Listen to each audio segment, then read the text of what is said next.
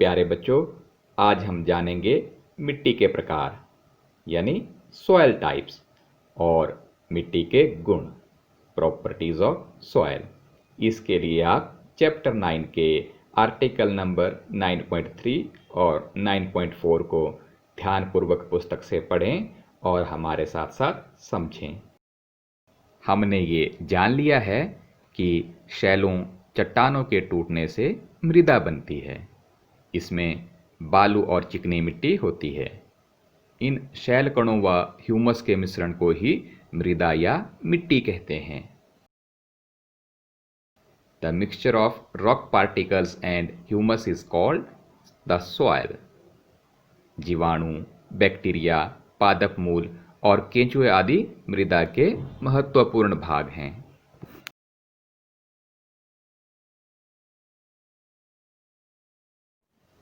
आइए जानते हैं मृदा के प्रकार, सॉइल टाइप्स।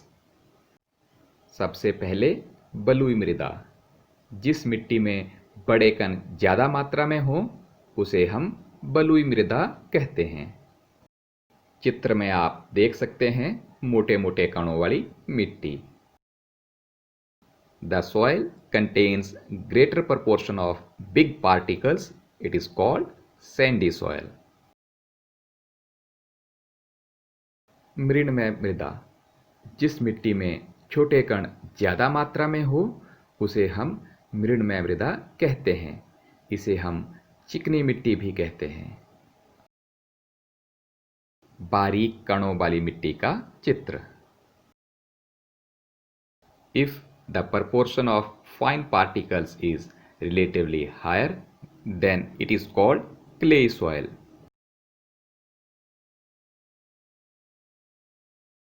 जब बड़े और छोटे कणों की मात्रा समान होती है तो इसे हम दोमटी मृदा कहते हैं।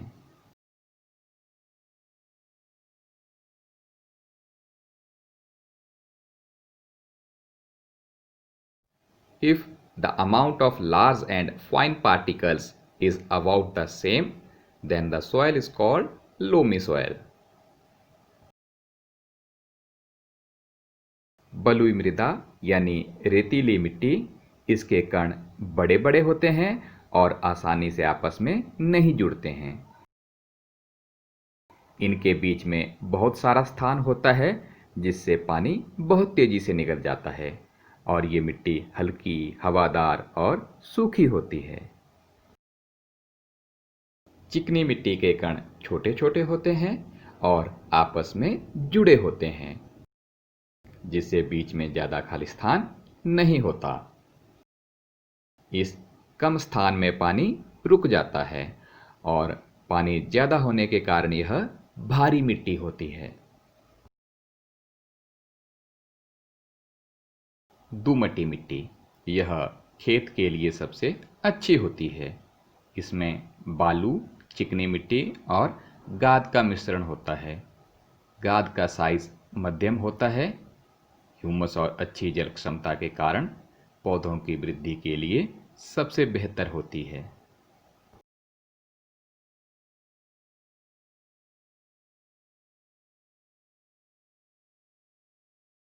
बच्चों, पक्के फर्श पर 50 सेंटीमीटर का एक स्क्वायर बनाएं और एक बोतल पानी उसमें डाल दें।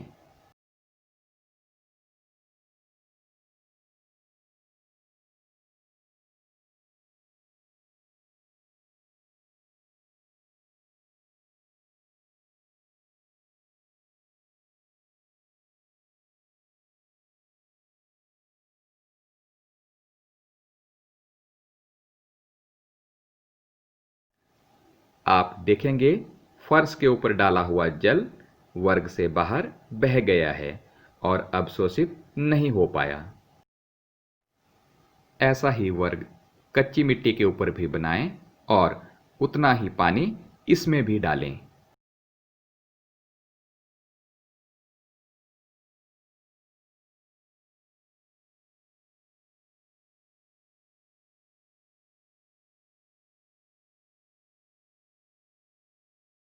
सारा पानी मिट्टी में अवशोषित हो गया है। अंतःस्रवण की दर, percolation rate.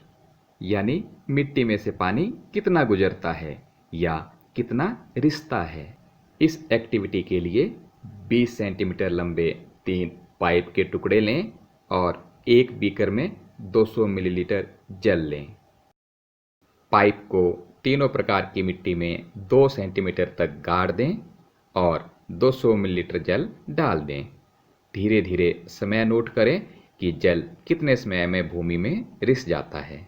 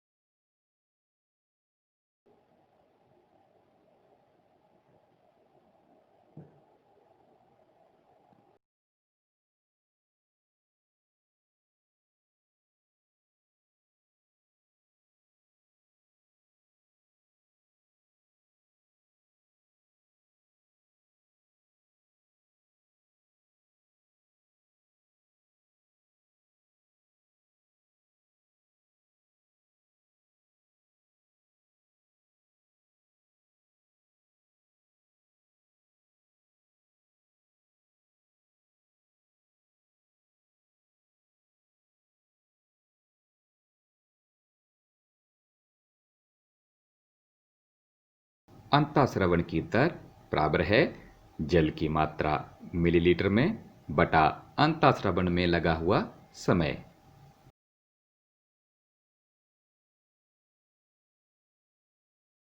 Percolation rate is equal to amount of water in milliliter upon percolation time in minute.